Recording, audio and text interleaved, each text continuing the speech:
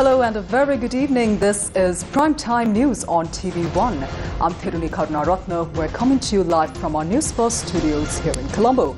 As always, we start off tonight's bulletin with a look at the top stories.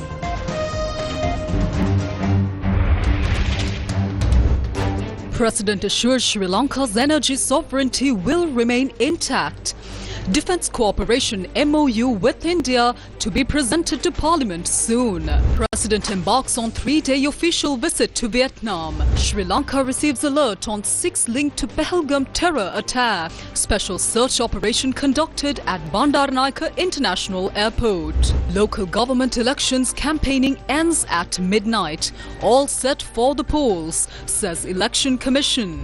Unprovoked firing across line of control in Jammu and Kashmir continues. Starting off with news here at home, a special security search was carried out today at the Bandaranaike International Airport in Katunayake after authorities received intelligence regarding the possible arrival of suspects linked to the recent Pahalgam terror attack in Kashmir, India.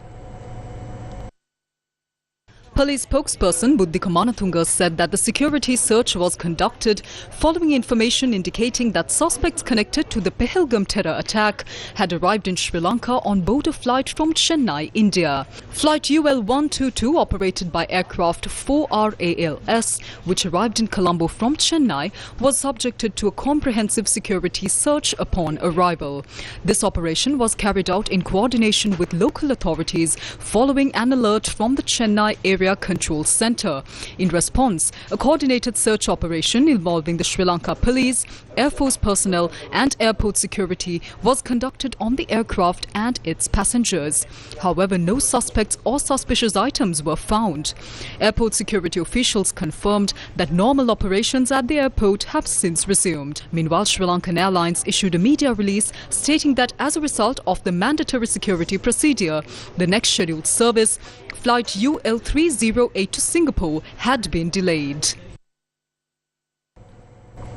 President Anurukumara Dissanayake departed for Vietnam today on a state visit at the invitation of Vietnamese President Luong Quang. He will be in Vietnam from the 3rd to the 6th of May. President Anurukumara Dissanayake will participate as the chief guest at the United Nations Day of Vesak celebrations, scheduled to commence on the 6th of May in the Ho Chi Minh City, where he will deliver the keynote address.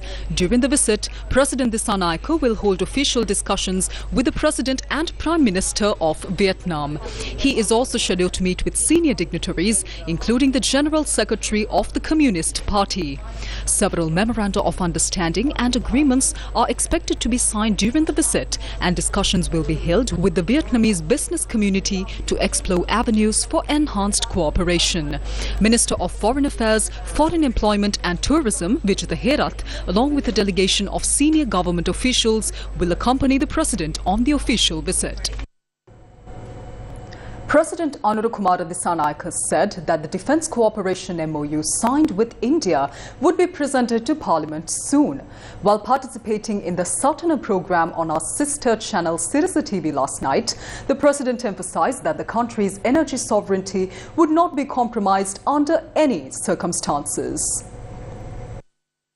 පසුගියදා අපි මෝදි අග්‍රාමාත්‍යතුමාගේ ලංකා සංචාරය සමග අපි ගිවිසුම් කීපයකට එළඹුණා. Trincomalee oil hub. Recently, when Indian Prime Minister Narendra Modi visited Sri Lanka, we inked several agreements, and you mentioned 2 of them linked to the creation of the Trincomalee oil tank farm and the commercialization of the northern energy sector. If you take Trincomalee, it is a deep water port that can accommodate large vessels. On the other hand, we have 98 fuel tanks located there. Our proposal is based on the potential where India, UAE and Sri Lanka will form a joint company. The MOU is to prepare a business plan for the company. Thereafter, it will come to a point whether as a government we agree to that business plan or not. The next step is to reach an agreement depending on whether we agree with that business plan or not. Is it wrong? In this business plan, the committee will explore the proposal of a refinery. They will consider the fact whether the crude oil for this refinery will be brought by ships or by pipes. Some say with the installation of the pipelines, the entire fuel requirement will be obtained from India. That's a lie. The Ceylon Petroleum Corporation will continue to obtain fuel via a tender process and for the lowest bid. Therefore, Sri Lanka's energy sector will not be transferred. We retain the energy sovereignty. The next issue is the national grid. The total capacity for wind power energy in the north is 4 gigawatts. By 2040, our additional requirement will only be 4 more gigawatts. However, studies indicate that wind power alone could potentially generate a capacity of 40 to 50 gigawatts. This is a massive asset. So what are we doing? While other goods can be transported and stored in containers, can we do the same with power? What is produced now must be used now. Wind energy has been wasted for decades and we are witnessing this happen. Therefore, we investigated the possibility of transmitting this excess energy out of Sri Lanka. This can only be achieved through overhead power cable lines. I assure you that power will not be sold to other countries when our own country is in need. We are currently developing a business plan regarding this. Is pursuing this strategy wrong? විදුලි අලෙවි කරන්නේ නැහැ. ඉතින් මේ පිළිබඳ අපි business ව්‍යාපෘතියක් හදනවා. අපි මේ වගේ එකක් සොයා බලන එක, අධ්‍යයනය කරන එක, අලුත් ව්‍යාපෘති ප්ලෑන් එකක් හදන එක වැරදිද? ඔබතුමා ඉන්දියාවත් එක්ක අපි කවුරුත් දන්නේ නැති ආරක්ෂක ගිවිසුමක් අත්සන් කරනවා. ඒක ඇවිල්ලා ආරක්ෂක සහයෝගිතා ගිවිසුම. That is a Defence Cooperation MOU. It includes training, sharing, intelligence and joint programs. We are looking to table it in Parliament soon. අපි තා ඉක්මනින්ම පාර්ලිමේන්තු දීපත්තම් බලමු. ඉන්දියා හමුදාවට ඇවිල්ලා අපේ ත්‍රිකුණාමල වරායට ගොඩ බහින්න. නෑ. එහෙම යන්න රටවල් දෙකක් අතර ඇග්‍රීමන්ට් සයින් කරනවා දෙකටම අයිති වෙන තියෙනවා. No, this is an agreement between two countries. Both can claim ownership. Can the Indian Army visit Trincomalee? But we cannot do the same. Would we sign agreements like that? Those are agreements surrendering ourselves to them. Agreements between countries apply to both. If something is open to one country, it's open to the other too. Babies who are unaware of the subject are just speaking. We have the full authority to make decisions about the national security of our country. That is a clause in the agreement. Now they will shed crocodile tears and talk about it. කඳුළු පෙර පෙර අඬ අඬ උක කියයි කියලා. ඉන්දියාවෙන් අවසරයක් ඕනේ නැහැ මේක මේ ප්‍රසිද්ධියටපත් කරන්න. අවශ්‍ය නැහැ. සමහර ගිවිසුම් No, there are certain agreements with certain countries and there are certain understandings. Then we hold discussions and then make them public. It's actually beneficial for us to make this public. අපිට වාසිම මේක එළියට දාන්නේ. The President emphasized that Sri Lanka is on the right path in addressing the issues arising from US President Donald Trump's tariff policy.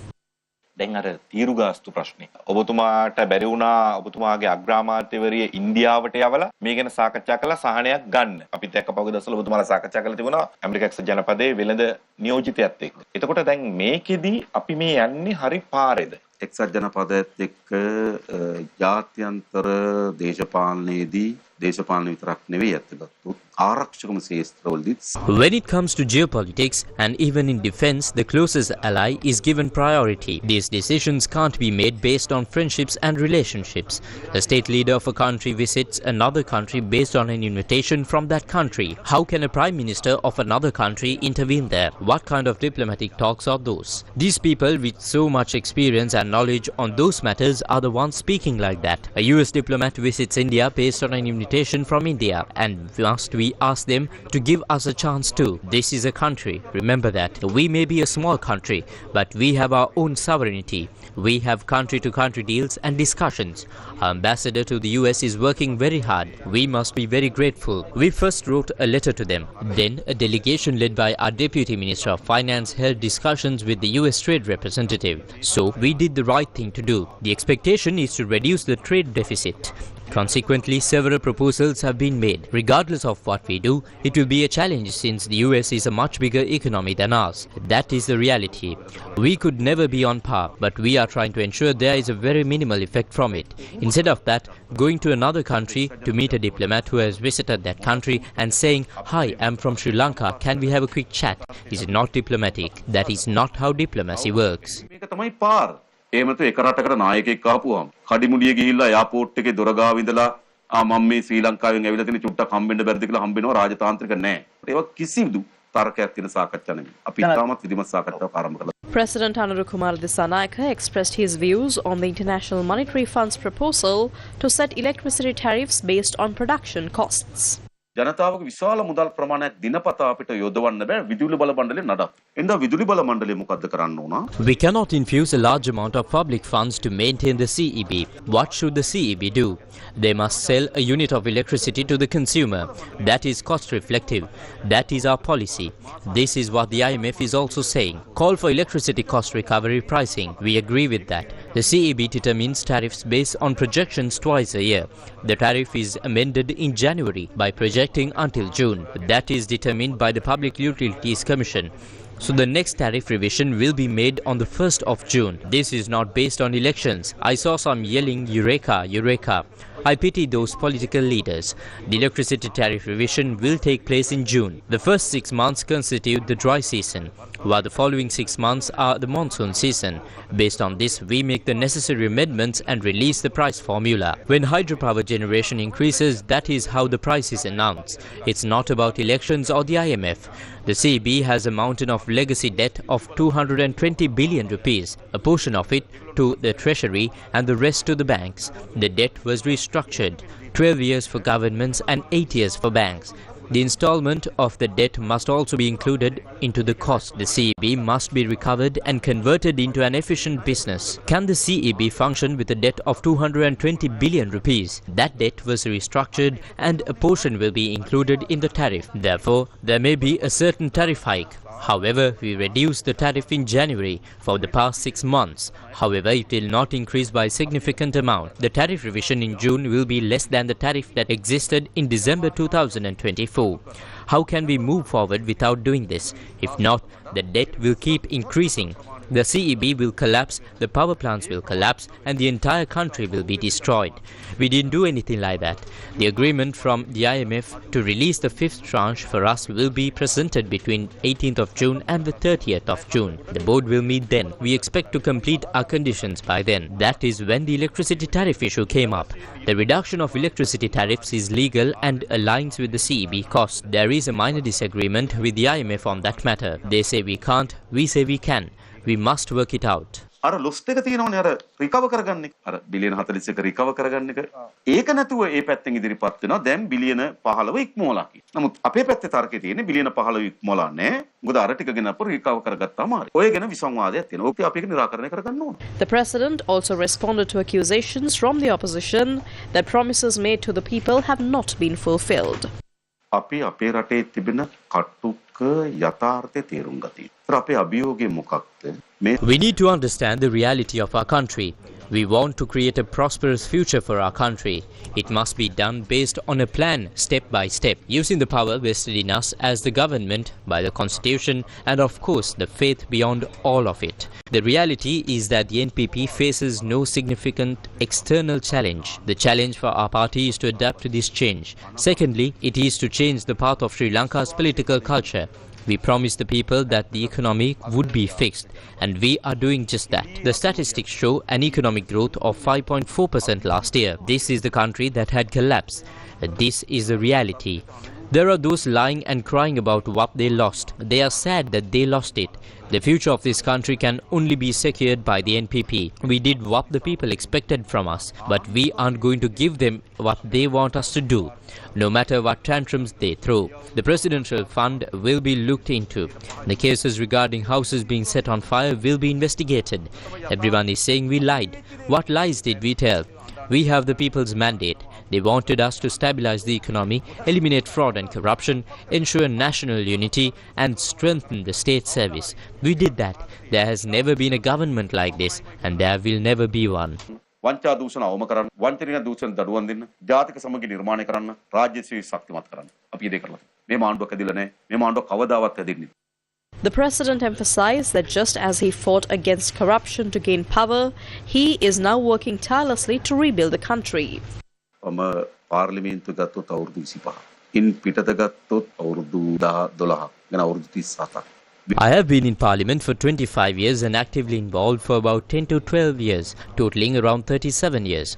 I have had ample opportunities to serve myself personally. We witnessed people very close to us working against us. But why did we fight so hard and hold on to this? It wasn't to take office as president and change. This might be a big deal to someone, but it isn't to me. I could even let this go tomorrow and continue myself as a common man. There is no need to accumulate massive assets and rewards. That is how people change. I am the same old Anura. The people who know me will understand that there is no difference between the old Anura and President Anura. ඔවුන් දන්නවා මේ බලය විසින් මම ජනාධිපති සහ පැරණි අනුර අතර ඇති වෙනස්කමක් උන්ට පේන්නේ නැහැ. පොරබැදුව බලය ගන්න. අද පොරබදන මේක ගොඩ නගන්න. ඔච්චරයි තියෙන්නේ. Minister of Health and Mass Media, Dr. Nalinda Jayatissa, made several revelations today at a rally in Gonapula regarding representatives of local government bodies who received compensation from the government for property damages caused during the Aragalaya period. ප්‍රාදේශ සභා නගර සභා මන්ත්‍රීවරු 92ක් ලක්ෂ 6206ක් කෝටි 62ක් අරගෙන තියෙනවා මෙන්න මේ විදිහට කීපයක් විතරක් කියන්න 92 Pradesh Sabha members and urban councillors have claimed a total of 620.6 million rupees as damage compensation. I will read out a few of the names. Chairman of the Kegaon Municipal Council, G.K. Samarasinghe, has claimed 10.35 million rupees. Chairman of the Balangada Urban Council, W.A.W.P. Gunaratna, 10.46 million rupees. Chairman of the Karandiniya Pradesh Sabha, G.A. Munagada, 10.95 million rupees.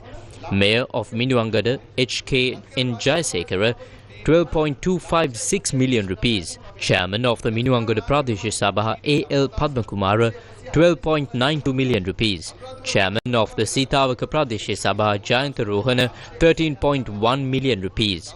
Chairman of the Ratkama Pradesh Sabha, T. Nimal, 13.99 million rupees. Kasbavak Urban Councillor P.D. Dharmadasa, 14.48 million rupees.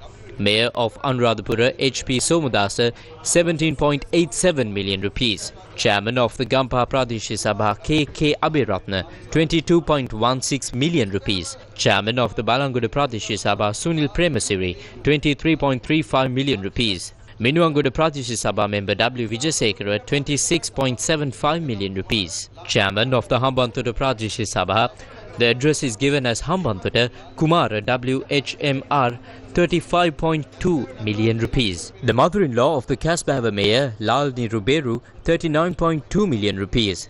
Chairman of the Kutikavattamulleriya Pradesh Sabha, Indunil Jagat Kumara, 45.06 million rupees. Chairman of the Southern Municipal Council, Hemanta Jalia, 62.79 million rupees.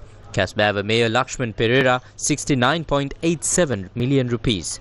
The total amount claimed by Lakshman Pereira and his mother-in-law is 108.8 million rupees. All of this is your tax money. Investigations into these claims are ongoing. In addition to the compensation obtained from the government, some have also claimed insurance. They have also taken houses built using the government funds. This is how the treasury was looted.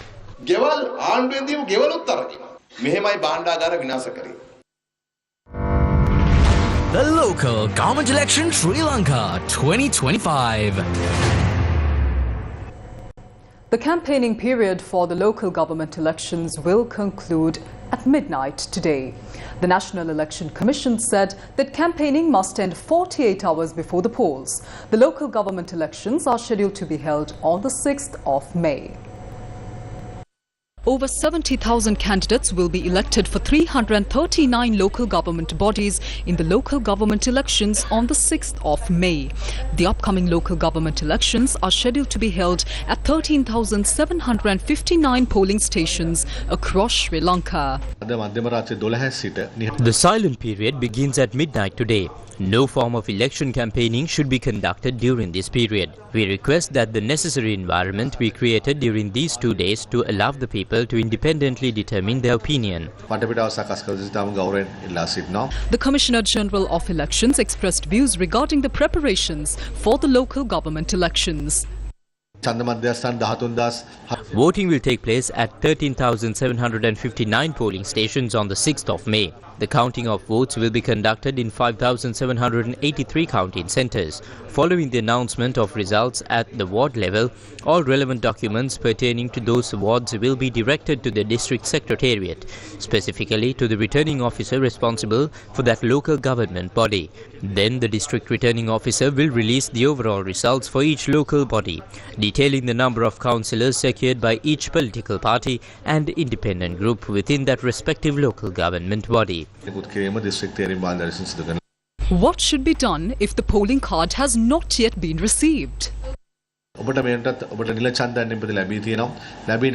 You should have already received the polling card by now. If you haven't, you can obtain the polling card from your nearest sub-post office, the one that typically handles mail delivery to your address.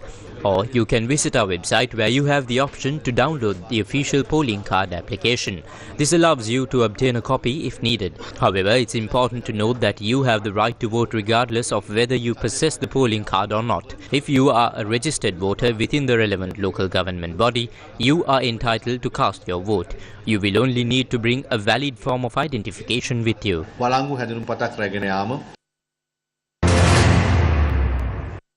The March 12th movement is calling the public to remain vigilant regarding candidates who violate election laws and regulations during the silent period. This silent period exists to create an environment for voters to make independent decisions freely. If you continue to attempt to campaign yourselves, we believe that your political party lacks confidence in you and in your victory. We urge the public that during this silent period, if any candidate or political party engages in activities to promote those individuals or groups, they should not be chosen to govern.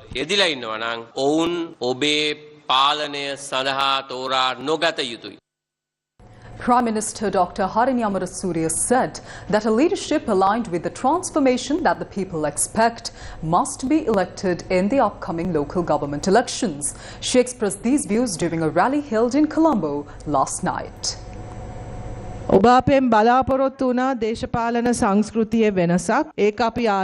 You expected a change in the political culture from us, and we have initiated that. Today, the country has a president, a government and a cabinet that can work without being a burden. So, I think the next step is to create local government leadership that is suitable and aligned with the political culture you have built, the political change you initiated, that transformation.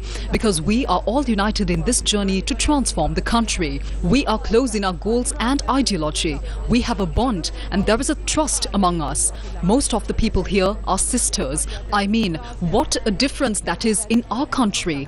What have they said about our ladies until now? They said they don't understand politics, they can't do politics and they can't organize. Look at the difference. It is not that you don't have work, you have plenty to do. Yet, you have come here with hope and trust. That feeling, that bond, I don't think I have experienced anything as valuable as that in politics. That is our strength, and it is through that strength that this country will change, that we will change this country.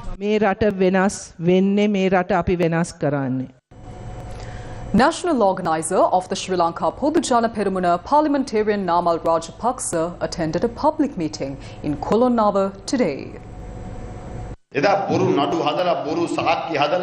This government tried to stop our political journey by making up false charges, creating fake evidence, putting us in jail and damaging our reputations. Even today, the suppression continues and crime is on the rise. Recently, Dan Priyasad was killed in Kolonava.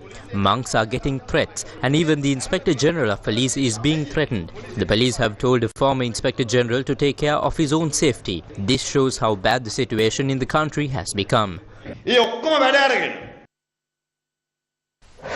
Newsfirst with the people. Party lead Shampika Ranawaka, the leader of the United Republican Front, expressed his concerns regarding fuel prices during a media briefing held today. වගේම මේ ලංකා විදුලි බල මණ්ඩලයේ මිල ගණන් පිළිබඳ අය ක්‍රමය පිළිබඳව There are ongoing issues related to the payment methods of the electricity board. Meanwhile, global fuel prices have significantly dropped, notably following President Trump's rise to power and resulting economic instability. Crude oil prices have fallen by approximately 25%. Even refined oil prices have declined. So why hasn't this relief been passed on to us? When global oil prices have decreased by 20%, why has the local petroleum price been reduced by only 2%? What is the logic behind this calculation? Petrol අඩු කරන්නේ. මොකක්ද සූත්‍රය?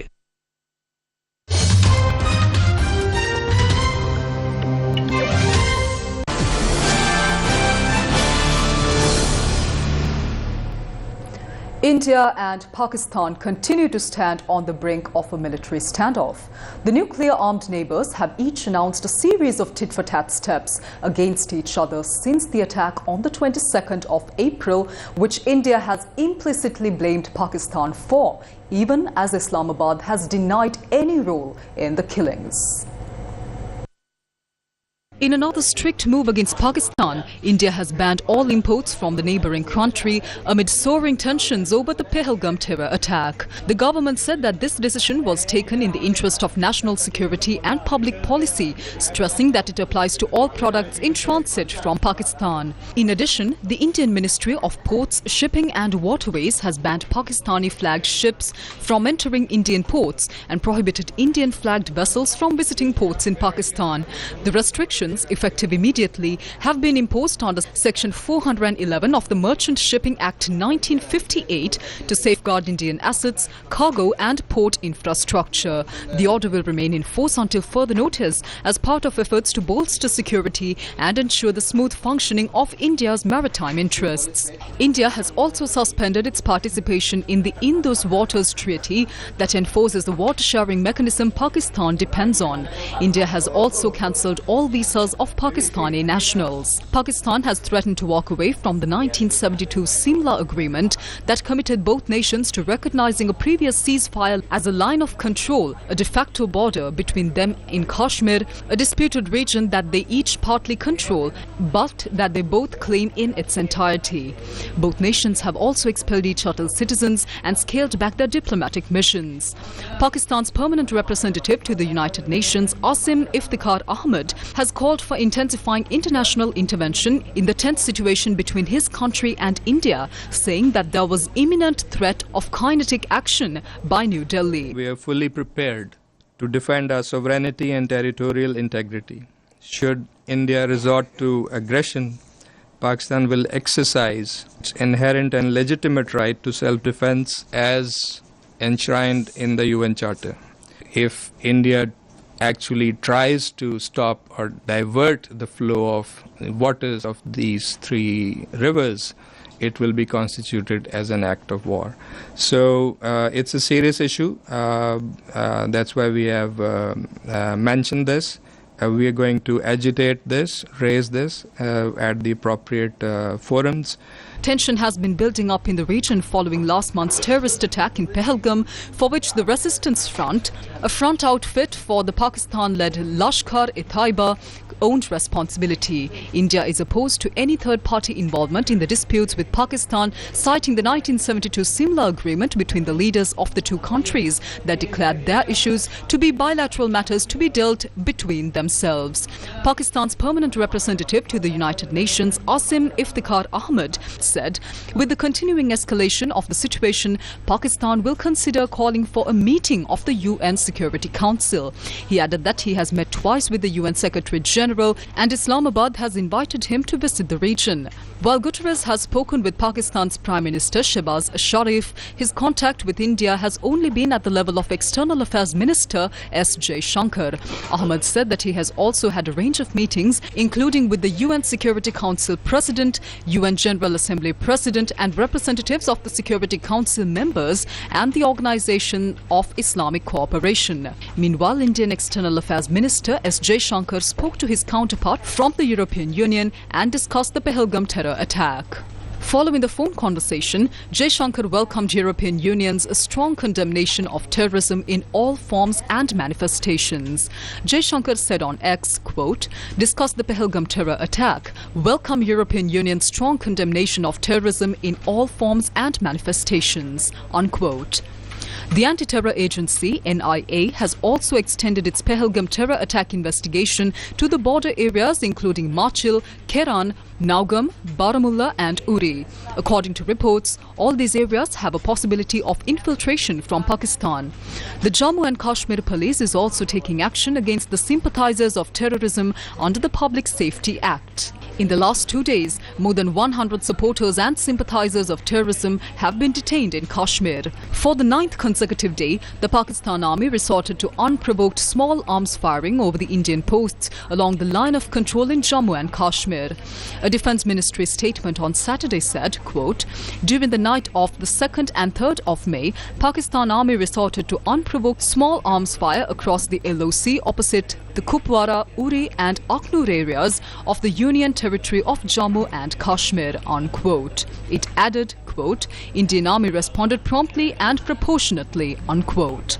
Indian media reported that Pakistan has been continuously targeting Indian Army positions on the LOC in Jammu and Kashmir for the last 9 days as tensions reach a new high in the India-Pakistan relationships. The Duke of Sussex has told the BBC he would love a reconciliation with the royal family in an emotional interview in which he said he was devastated at losing a legal challenge over his security in the United Kingdom. For the time being, it's impossible for me to take my family back to the UK. I can't see a world in which I would be bringing my wife and children back to the UK at this point. And the things that they're going to miss is, well, everything. So what's your feelings kind of moving forward? Is there any way that this could be resolved? And I'm sure there's some people out there, probably the most likely the people that wish me harm, consider this a huge win. But you know, there have been so many disagreements, differences between me and some of my family. This current situation that has been ongoing for 5 years with regard to human life and safety is the sticking point. But it would be nice to reconcile. The Prince spoke to BBC News in California after losing an appeal over the levels of security he and his family are entitled to while in the United Kingdom. The Buckingham Palace said, quote, "All of these issues have been examined repeatedly and meticulously by the courts with the same conclusion reached on each occasion," unquote. The Prince had wanted to overturn changes to his security that were introduced in 2020 as he stepped down as a working royal and moved to the United States. A European Union privacy watchdog fined TikTok €513 million after a 4-year investigation found that the video sharing app's data transfers to China put users at risk of spying in breach of strict EU data privacy rules. The Irish Data Protection Commission, or DPC, which leads on privacy oversight for TikTok in the EU, said that TikTok infringed the bloc's GDPR data protection law over transfers of European user data to China. TikTok has been fined €530 million by Ireland's privacy regulator for sending user data to China. The Irish National Watchdog serves as TikTok's lead data privacy regulator in the 27-nation EU because the company's European headquarters is based in Dublin. TikTok said it disagreed with the decision and plans to appeal. The company said in a blog post that the decision focuses on a select period ending in May 2023, before it embarked on a data localization project called Project Clover that involved building 3 data centers in Europe. TikTok, whose parent company ByteDance is based in China, has been under scrutiny in Europe over how it handles personal information of its users amid concerns from Western officials that it poses a security risk over user data sent to China. In 2023, the Irish watchdog also fined the company hundreds of millions of euros in a separate child privacy investigation. Australian Prime Minister Anthony Albanese's centre-left Labour Party has won the federal election. He becomes the first Australian Prime Minister to win a second consecutive 3-year term in 21 years after voters rejected the Conservative Liberal Party. Prime Minister Anthony Albanese has become the first Australian Prime Minister to win a second consecutive 3-year term in 21 years. Opposition leader Peter Dutton conceded defeat in today's election, saying, quote, "We didn't do well enough during this campaign. That much is obvious tonight, and I accept full responsibility for that," unquote. The Australian Electoral Commission's projections have Albanese's ruling centre-left Labour Party 70 seats and the Conservative Opposition Coalition 24 seats in the 150-seat House of Representatives, the lower chamber where parties need a majority to form governments. Underlined minor parties and independent candidates appeared likely to win 13 seats. The election took place against a backdrop of what both sides of politics describe as a cost of living crisis. ඔබේ ගමේ නගරේ දේශපාලනයේ හෙට දවස සතිය දිනවල සවස 6:30ට. And people listen to us. And also because they don't like that wasteful, corrupt political culture. So the smoothest transition ever, I think any country could learn a lesson, you know. Just the fact that you're a woman is not sufficient. You need to have a good backbone. You need to be sure of who you are. And you need to have the strength to speak up. After the Aragal era, we are led to believe that there are a lot of young people who are interested in politics, in governance, in system change and all of that. Thousands of people who are involved. It's very polarizing. So we have to seek certain reconciliation also in the society when we talk about this. We shouldn't always be polarizing. We shouldn't always be, leveraging it politically. Face to Face, Monday to Thursday at 8 p.m. Back, this is Primetime News. The Law Students Association of Sri Lanka and the Colombo Law Society celebrated the Aurudu Utsava 2025 today. The event was a vibrant and spirited celebration honouring age-old traditions. The Law Students Association of Sri Lanka, in collaboration with the Colombo Law Society, held Aurudu Utsava 2025 in Colombo today. The celebration brought together law students, lawyers, professionals and dignitaries from across the legal community for a day filled with traditional Aurudu games, performances and festivities.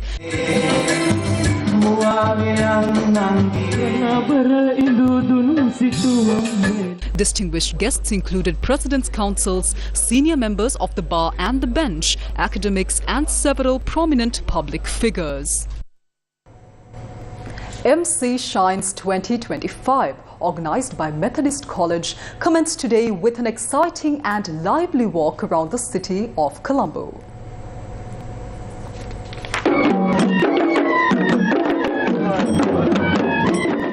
MC Shines 2025, organised by Methodist College, commenced in Colombo today. The event was followed by a vibrant and entertaining fun fair held on the school premises, which was filled to capacity with current students, alumni, parents and well-wishers of the school.